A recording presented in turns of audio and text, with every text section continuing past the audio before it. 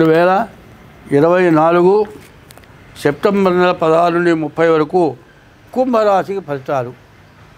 మీకు ఏలినాడు శని ప్రారంభమై 4 సంవత్సరాలైంది.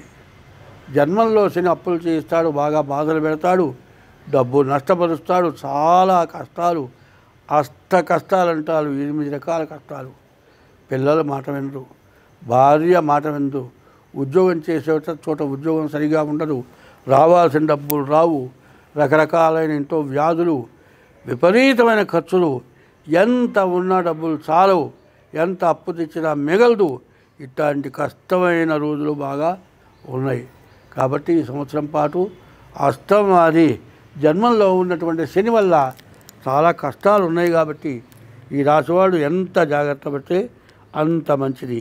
ఈ రాశి వాళ్ళకి కుజుడు, శుక్రుడు, బుధుడు ఈ 3 గ్రహాలే బాగున్నాయి. కుజుడు వల్ల ఇంతమంది అనారోగ్యం ఉంటే ఆ అనారోగ్యం పోతుంది, ఆరోగ్యం బాగుపడుతుంది. వ్యాపారంలో తగినంత ఆదాయం ఎక్కువ కాదు, మీకు సరిపోయే ఆదాయం వస్తుంది. ఎక్కడ ప్రతి రూపాయిని కూడా జాగ్రత్తగా వాడుకోండి. అనవసరమైన ఖర్చు మాత్రం పెట్టద్దు. ఎవరికి అప్పులు ఇవ్వద్దు, అప్పులు ఇస్తే రావు. భార్య పూర్తిగా సహకరిస్తుంది. వివాహం చేసుకోవాలి అంటే ఇప్పుడు వివాహం జరుగుతుంది, కానీ మీ జాతకం పూర్తిగా చూపించుకొని వివాహం చేసుకోవటం ఎంతైనా మంచిది. అట్లా కాకుండా ఎక్కడ తొందరపడ్డా కూడా మీ జీవితం చాలా నష్ట కష్టాలకు లోనవుతుంది. చివరికి ఈ పరిస్థితుల్లో వివాహం చేసుకునేటప్పుడు జాతకం కలవకుండా చేసుకుంటే ప్రాణాపాయం, ఆత్మ న్యాసం, ఎందుకంటే ప్రాణం తీసుకుందాం అనిపిస్తుంది. అటువంటి పరిస్థితులు వస్తాయి. కాబట్టి మీకు ఆలోచన ఏదన్నా బాగా లేకపోతే మరి ఆత్మ ప్రాణత్యాగం చేయాలనిపిస్తుంది. అటువంటి సమయంలో నలుగురు దగ్గర వెళ్ళి కూర్చోండి, ఏ దేవాలయానికి వెళ్ళండి, ఇట్లాంటి పనులు చేయబాకండి. ఎప్పుడైనా కానీ ఒక్కొక్క క్షణంలో నుంచున్న పడంగా ప్రాణం తీసుకుందాం అనిపిస్తుంది. ఇటువంటి వాటి నుంచి దూరంగా ఉండండి. మీకు మంచి రోజులు ఒక సంవత్సరంలో వస్తున్నాయి. మీరు బాగా పూర్తిగా బాగుపడతారు. అంతా బాగుంటుంది. జరిగిందంతా కూడా కలలాగా మారిపోతుంది. కాబట్టి కుంభరాశి వాళ్ళు ఎక్కడా పొరపాటు చేయబాకండి. మరి దాదాపు మీరు చెప్పాలంటే 4 సంవత్సరాలు అవస్థపడ్డారు. ఇంకొక సంవత్సరం దాటితే చాలా వరకు మంచి జరుగుతుంది.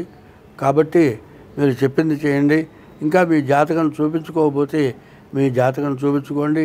మీ జాతక రీత్యా గ్రహాలకు పూజలు చేయించుకోండి. కొన్ని దేవతా పూజలు ఉన్నాయి. పూర్తిగా నష్టపడి చాలా కష్టాలు ఉండేట్లయితే రేపు 26వ తారీఖు మరి అమృత మృత్యుంజయ మహారుద్రం అనేది చేస్తున్నాం. అటువంటి వాటిలో కనుక చేరితే మళ్ళీ పోయింది మొత్తం తిరిగి సంపాదిస్తారు. కాబట్టి మీకంతా మంచి జరుగుతుంది. స్వస్తి. అమృత మృత్యుంజయ పాశుపదం అనేది జరుగుతుంది. అది బాగా ఖర్చుతో కూడుకుంది.